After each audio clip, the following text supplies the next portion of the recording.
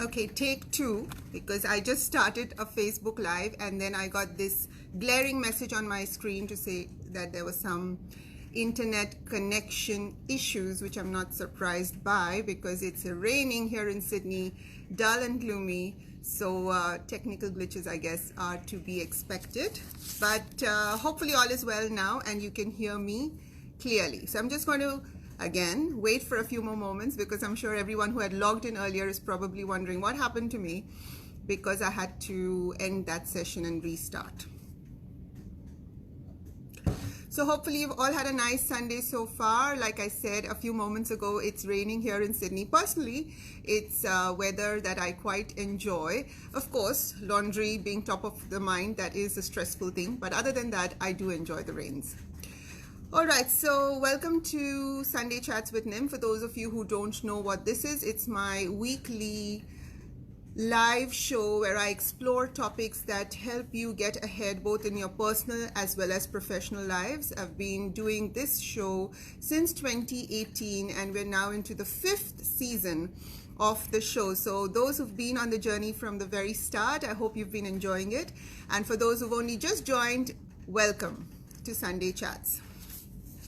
So I think people are still logging in and I'm going to just wait for a few more moments. Today we're talking about a very special topic, a topic that's very close to my heart, and that is changing careers after the age of 40 and beyond. So that's what I wanted to talk about today, because I have received lots of emails and messages over the past several months from people requesting me to talk on this particular topic. So that's what I'm doing today. While we're waiting, I just wanted to remind everyone that yesterday, Saturday, I did a 1-hour free workshop on how to write non-fiction books. So anyone watching, if you are an aspiring writer, if you want to establish yourself as a subject matter expert or as an influencer in your niche, it might be a good idea for you to consider writing a non-fiction book that acts as a platform for you to share your knowledge and establish yourself as an expert in your industry. So if you missed that workshop, it is available as a recorded version on my author page on Facebook. So do visit. You'll just have to scroll down a little and you'll find that workshop. It's called How to Write Non-Fiction Books, and that was something I presented yesterday. Today I am talking about career change after the age of 40, and let me repeat what I always say when I begin my sessions. Do drop a line in the comments and say hi to me, and also let me know if audio is okay, because there's no point me talking for the next 15 or 20 minutes without the audio actually working. So if you can hear me, just let me know in the comments. All is good.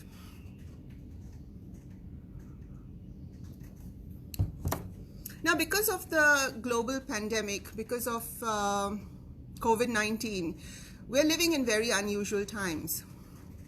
And I know that a lot of people are at a stage in life where they may be bored with the career they've had so far. They may not be fulfilled in the job that they've been holding for the past 5, 10, 15 or 20 years. Maybe some of you are currently between jobs and therefore you might be considering a career change. Whatever the reason may be, I do know that a lot of people are interested in reinventing themselves and finding something different to do compared to what they've been doing all their lives so far. Now, you may be wondering, what gives Nim the authority to talk about changing careers after 40? I mean, what does Nim know about it? So let me tell you that I've been in Australia for the past 25 years, and I've had a long and lucrative professional career. For many, many years, I was working in pharmaceutical sales. And after the age of 40, I actually decided to give up all of that. I reinvented myself and I started on this new journey. Well, not so new now, it's an old journey now, but back then, of course, when I gave up my career, it was a new direction for me. So I wanted to start my own business as an international speaker and as a life coach. So that was my reinvention a few years ago, where, and I was, it was after the age of 40. So, which is why whatever I'm going to share with you today, some of the tips, and I'm going to share with you my 3 top tips where changing careers after 40 is concerned. I'm going to share tips and strategies that I have personally used to reinvent myself and get started on a completely new path. Kajal says all is good with the audio. That's great. Thank you so much for letting me know, Kajal. For those of you who are joining in, don't forget to say hi to me. Just say hi, Nim, or hello, Nim. I love to hear from all of you. All right, so I'm going to begin by reading out 2 of my favorite quotes, and I have talked about these quotes very, very often because they're very close to my heart. The first one is by one of my favorite writers, Mark Twain, who wrote in his famous book, A Tale of Two Cities, and I'm going to read it out to you. 20 years from now, you'll be more disappointed by the things that you didn't do than by the ones you did do. So throw off the bowlines, sail away from the safe harbor, catch the trade winds in your sails. Now, I personally know a lot of people who are completely unfulfilled in their current jobs or in their current careers. But many a times, the kind of thinking that operates here is, oh, well, I've been doing this for the last 15 or 20 years, and people know me in the industry, and I've built a certain set of skills. So why bother giving it all up for something unknown, uncharted territory?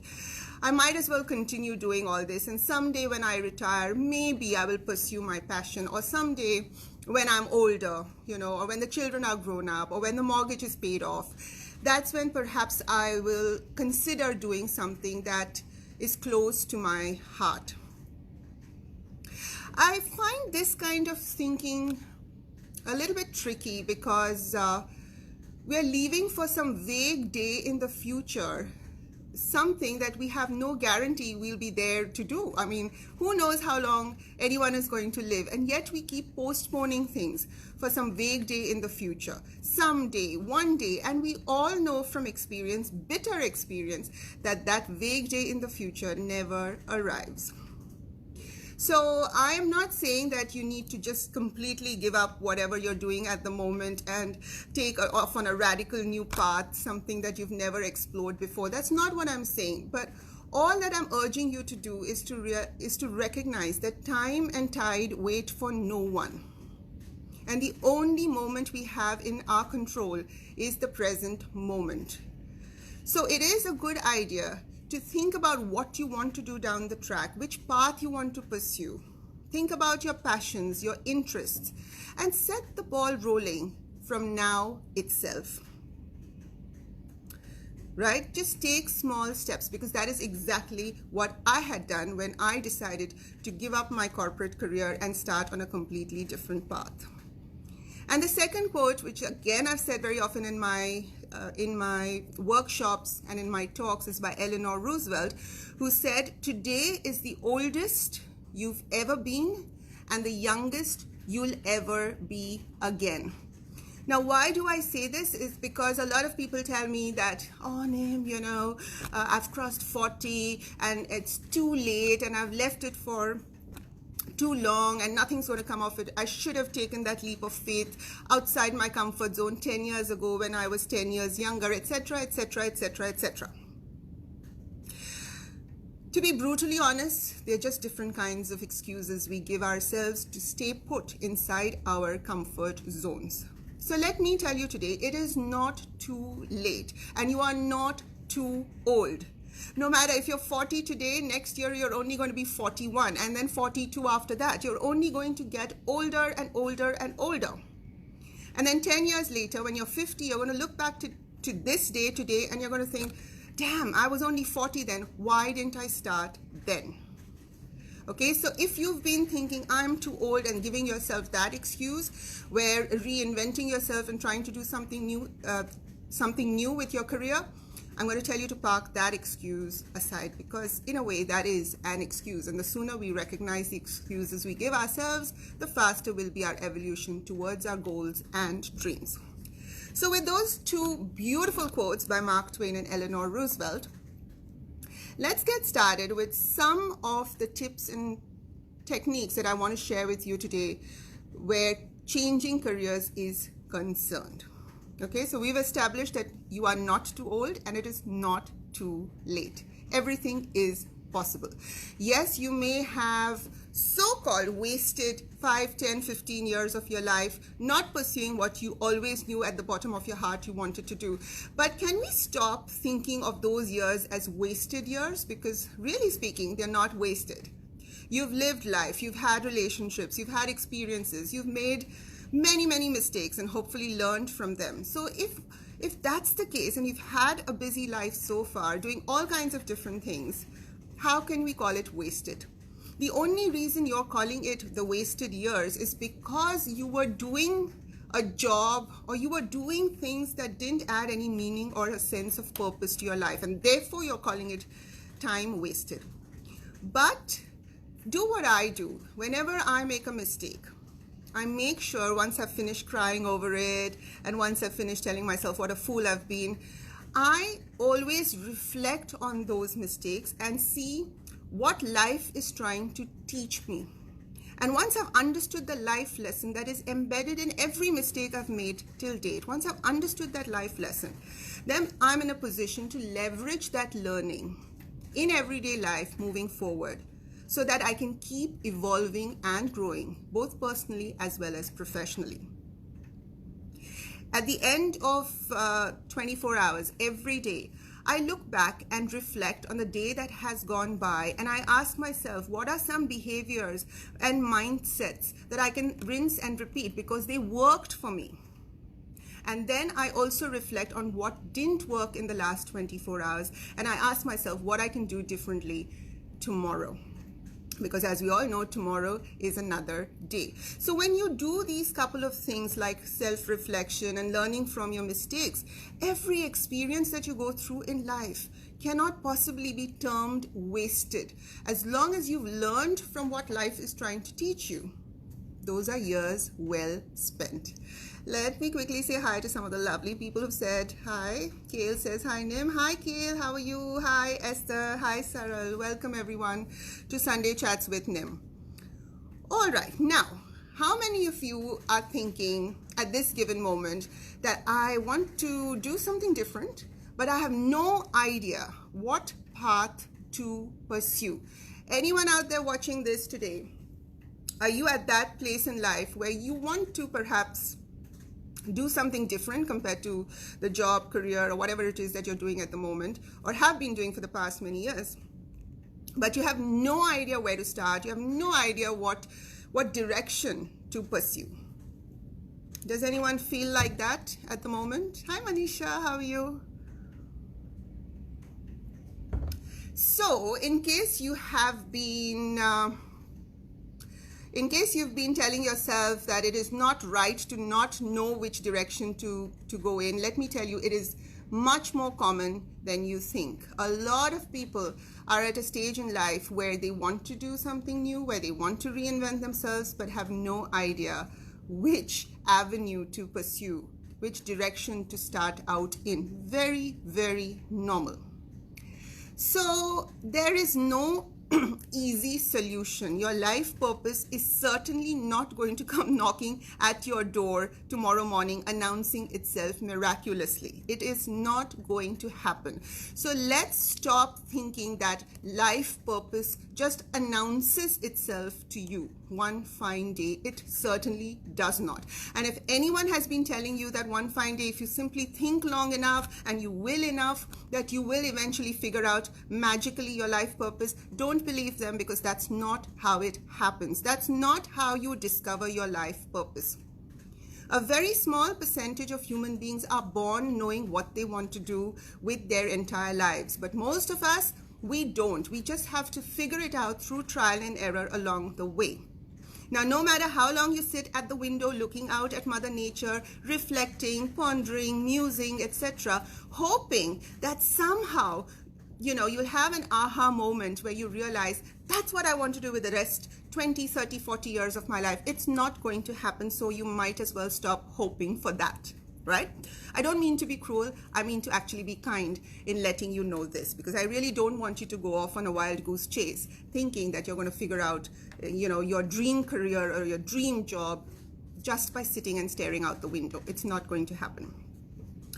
All right, so I'm going to give you a little analogy, a little example, which hopefully makes it a little easier for you to understand how to go about looking for your life purpose. About 6 months ago, before this whole pandemic hit the world, my family and I, we were holidaying in Indonesia. Now, I had never been there before. It was my first time, and, we were all super excited. And I remember we were staying for a few days in Bali at this beautiful hotel. And the first morning that we were there, we went downstairs for breakfast. And there was this massive display of food, right? There were names that I had never heard in my life. There were dishes that I had never seen in my life, and everything was new, everything was exotic, everything was different. And my mind, it was mind-boggling just to see so much variety of food simply for breakfast. I mean, I'm quite happy eating muesli and yogurt, but we had all these items before us, and I was completely clueless what to eat. Now, there was the familiar stuff. There were the noodles and the fried rice, that kind of stuff, which I'm familiar with. But then there were many other things which I couldn't even pronounce, let alone know what those dishes were. So what I did was I went with this tiny little plate, and I decided I'm going to have a taste of every little thing, just a little bit, a teaspoon, a tablespoon. So I took a little bit of everything. Okay, and as I tasted each foreign sounding and foreign tasting dish, what happened was I realized, so let's say I had taken 6 different servings of 6 different dishes in my little plate, and let's say out of those 6 I really liked the taste of 2 of them, but the other 4 were like, meh, I couldn't be bothered having seconds of that. So once I had tasted and found out that there were 2 dishes that I really enjoyed, what did I do? I got up and I went back with a little bit more excitement in my steps than there were before, and I took a slightly more generous helping, a second helping of the same 2 dishes that I had enjoyed tasting. Once I ate it the second time, I realized that out of those 2 dishes that I had quite enjoyed at the first go, one, I decided after the second serve that I was mistaken, that I didn't really enjoy it as much as I thought I would. But there was one dish, even after the second serve, I realized I love it. Okay, so I'm just giving you this as an example for you to understand how to go about finding your life purpose. Now, don't ask me what those dishes were, because I've forgotten their names. I've got it all written down in a private blog somewhere, so I will go and have a look at it. But I'm just sharing this experience with you as an example, which means that that one dish that I really liked, what will happen next time I go to an Indonesian restaurant, I will know that that's something I enjoy. That's something I want to eat again, a bigger portion. So now let me relate and let me explain to you how this example of breakfast in an Indonesian little place like Bali connects to life purpose, because you're probably wondering, what on earth has that got to do with finding life purpose? A lot. I'm going to explain how. So let's say you are working in what shall we say? You are in payroll, or you are in logistics, or you are in sales, okay? And you've worked in that industry for many, many years. And now let's say you're between jobs, or let's say you want to try something new, but you have no idea which direction to go in. So like I did, you've got to start sampling different industries. You've got to start finding out a little bit more. Just imagine that life and all the possible jobs and all the possible work out there is like a massive buffet. Okay, and you're ordering the sampler. The sampler is where you get a little bit of every single dish. Even if it's 30 dishes, you get a little bit of every single one. So that's what you've got to start doing. You've got to start sampling different industries. How do you sample different industries? One way is to put your hand up for voluntary roles. You can volunteer. Okay, so you're committing just a small part of your time or your day and your energy to just getting your feet wet, getting to know a particular industry. And let's say you volunteer at a few different places, a few different things. So in your mind, you should know, you must have a vague idea of what you think you may enjoy. You may not have a clear-cut idea that, oh, I'm in sales at the moment and I want to get into dentistry or something completely different. You may not have complete clarity about that. But think about what you might enjoy doing. Okay, nothing is carved in stone at this point. You're just exploring. So one of the ways to sample different industries is to make a list of a few job titles, a few job roles, a few industries that you suspect you may enjoy being a part of. And then look out for opportunities where you can offer your services for free for a short period of time, just so you can get your feet wet and understand whether or not you're enjoying the vibe of that industry. Because many times we might think, oh, I'd love to do this someday. But when you actually get into it, you realize you loathe it. You absolutely hate it. And surely you don't want to give up a nice lucrative job and take up something new only to find within the first week that you hate it. You don't want that, right? So start sampling different industries. The second thing you can do when you're sampling industries or trying to get your feet wet is what is known as informational interviews. So what is an informational interview? And I've done many of those myself. So when I decided to give up my career in pharmaceutical sales and decided that someday I want to be a life coach, I certainly did not just hand in my resignation and then start from scratch trying to figure out about the life coaching industry. That wasn't how it happened. I spoke to many life coaches who've been in the life coaching industry for the last 15, 20, 30 years, just to get a feel of things, just to understand what are some of the challenges in their role, what are some of the obstacles they face, what is it that they love the most about their job, what is it that they hate the most about their job, right? So basically these were coffee catch-ups or, quick lunch catch-ups. So I would look up the life coaches in my network, or I'd ask people if they could put me in touch with other life coaches. And I had these informational interviews. They're casual interviews, casual discussions where we meet over a cup of coffee and I ask them a handful of questions to understand what that particular industry involves and whether or not it's something I'd like to do. All right, so informational interviews and volunteering. These are some ways where you can try and get an understanding of whether or not someday you'd like to spend the rest of your life doing this kind of work. Any questions so far? Let me just say hi to Poonam and Pooja. Hi, welcome to Sunday Chats. Okay, so that was the first thing. The second thing I want you to do is to make a list of your transferable skills. Now, who out of all of those who are watching can tell me what transferable skills stand for? What are transferable skills according to you?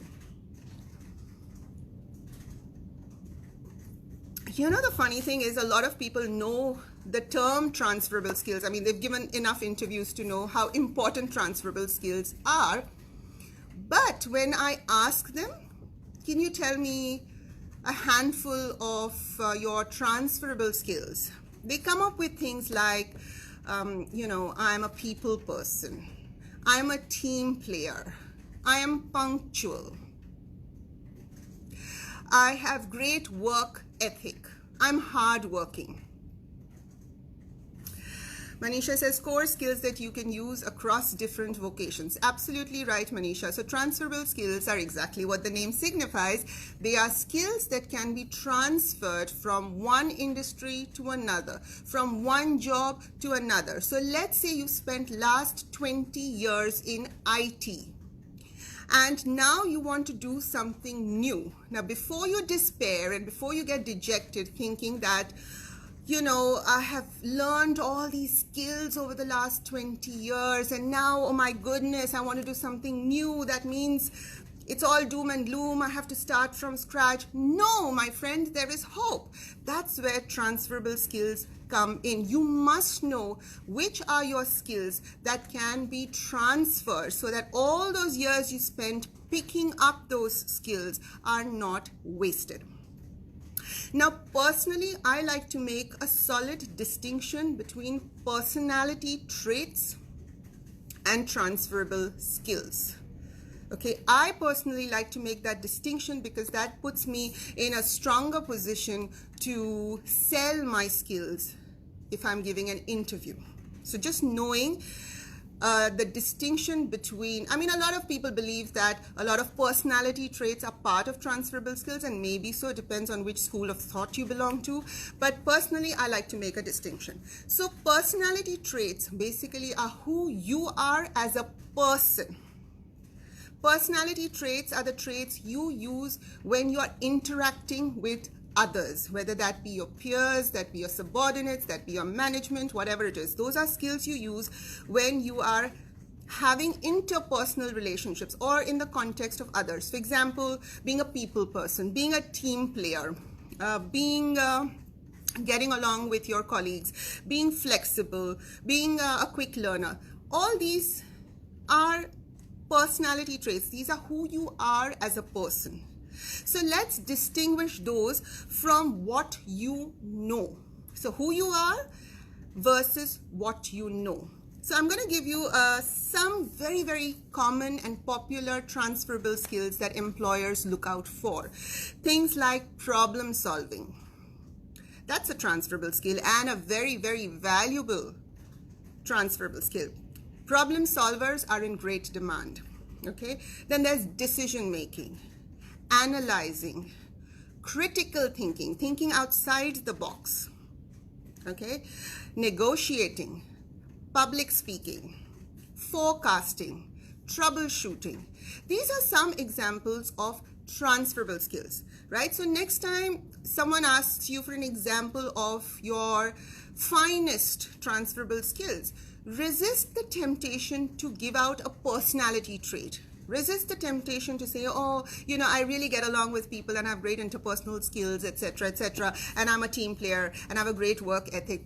All great traits to have, very much valued by all employers, but perhaps won't serve you enough when you're trying to sell yourself or market your skills, or when you try to stand out from the competition. This is where the transferable skills come into play. Now, how on earth do you figure out your transferable skills? Right? There's no magic formula, but I'm going to give you a quick solution for how you can figure out your transferable skills very, very easily.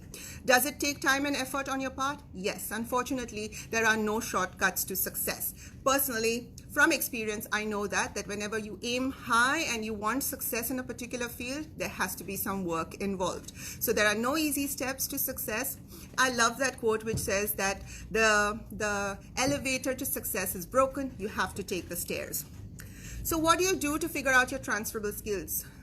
Let's say you take out 1 hour on a weekend. Just sit down with a notebook and pen or with a laptop or whatever it is that you prefer, and think back over your career.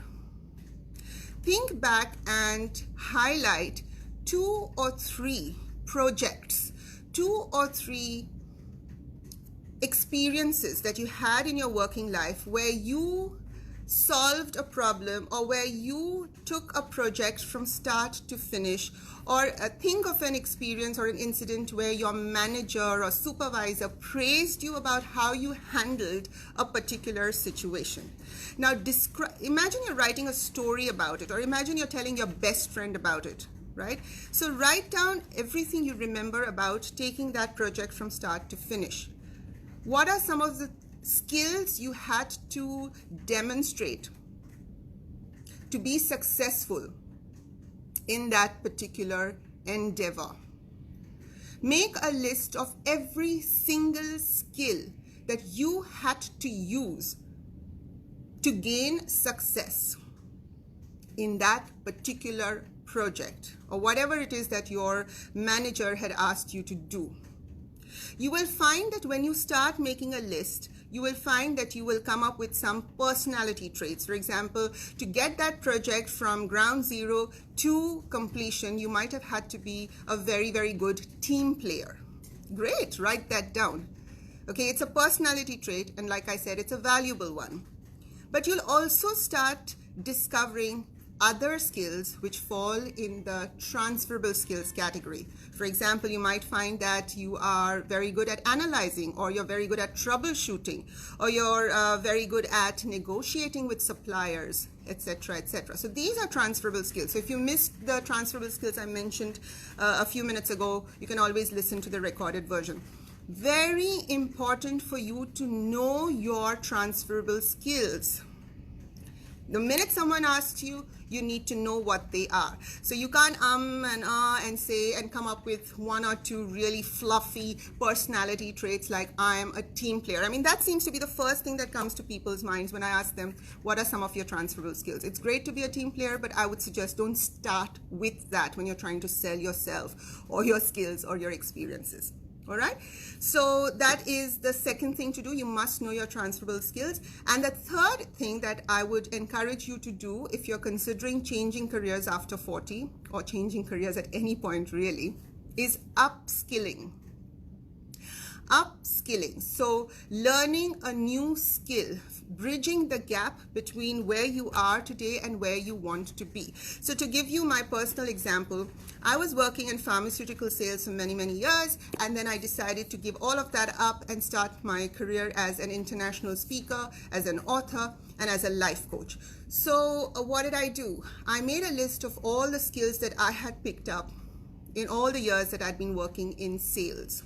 Okay, I made a list of all of that. Things like I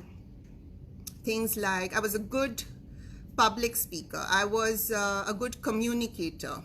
I knew how to deal with angry customers. So I made a list of all that. Okay, and then I realized that I am wanting to become an international speaker and a life coach. So let's begin with that. Now, what are some of the skills I would need to be an international speaker? I need to be good at public speaking. I would need to be a subject matter expert in my particular topic. And what else did I say? So public speaker and a life coach. And for life coaching, of course, I'd need the life coaching accreditation and a qualification.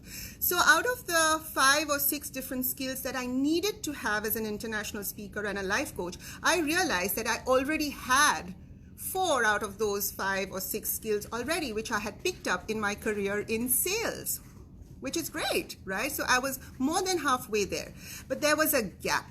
To be a life coach, I needed to upskill. I needed to get the formal accreditation as an approved, accredited life coach. So that's where upskilling came into play. Just because I was giving up pharmaceutical sales and becoming a life coach, or just because I was giving up pharmaceutical sales and becoming an international speaker, doesn't mean all those years have gone to waste when I picked up all those very, very valuable skills. Right? So once you decide, after the whole sampling thing that I explained to you in step 1, which direction you want to go in or what avenue you want to pursue, then you must make a list of the skills you will require to successfully do that job. Okay, and once you make a list of say 10 skills that you must have, you may find that you already have more than half of those that you've picked up in your career so far. So then you must invest some time and energy and possibly some money in upskilling yourself so that you can bridge the gap, the skill gap. Alrighty, so those were my 3 main points. I'm just going to do a quick summary, but let me just quickly say hi to those who said hi. Pooja, hi, how are you? Priya, how are you? Manisha says, for example, administrative skills, Excel, Word, documentation management. Absolutely right. They're great transferable skills to have. And Pooja says skills that can be used for the other jobs. Absolutely right. Nizar says, hi Nizar. And Pooja says, how do you choose the transferable traits when you have worked as a teacher? So Pooja, no matter which role you've worked in, you have used transferable skills. It's just that you haven't thought about it enough to realize that. As a teacher, decision making, analyzing, problem solving, critical thinking, all these are traits that you have exhibited at some point in your teaching career. What I'd like you to do is just take some time and write down 2 or 3 mini stories about a certain project or a certain task that you took from start to finish. Think about what were some of the steps you were asked to take, what were some obstacles you faced along the way, how did you solve those obstacles, and what was the end result. Okay, so you'd go through these 4 steps. What was the goal of that particular task or project? What were the steps you had to take to successfully implement that goal? What were some obstacles or challenges you faced along the way, and how did you resolve them? What was the end result? Wherever you can give a result that can be quantified, even better. So as you write about these 2 or 3 projects or tasks that you completed, you will come up with a list of skills that you demonstrated to be successful in that particular task. And those skills you need to highlight whenever you are selling your skills in a job interview. So even if you've been in a teaching career so far, Pooja, like you asked, any career you've done so far, you've picked up very valuable transferable skills. It's just a matter of getting clarity on those. All right, so hopefully that answers your question. Hi Asmita, how are you? All right, so that's it for today. Changing careers at 40, the first thing you must know, if you don't know which direction to go in, you must do what I call getting your feet wet. Or getting your toes wet, which is basically sampling different industries to find out if you're going to enjoy that kind of work. You can do that by volunteering. You can do that through informational interviews where you have coffee catch-ups or just casual catch-ups with people who are already working in that industry that you are interested in finding out more about. Have a chat with them, ask them questions about what they enjoy, what they hate, what are some obstacles, etc., and get a feel and a vibe of that industry to see if that's something you would like to do full-time. The second thing is, of course, to find out your transferable skills, and the third thing is upskilling.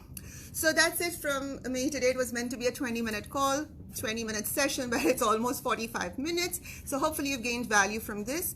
And if you would like to know a little bit more about the work I do and the programs I offer, please do visit my website, www.nimholkar.com, and if you have any question, please write to info@nimholkar.com. I'll see you again very soon with yet another video and yet another topic to help you get ahead both personally and professionally. Have a fabulous week ahead. Take care. Talk soon.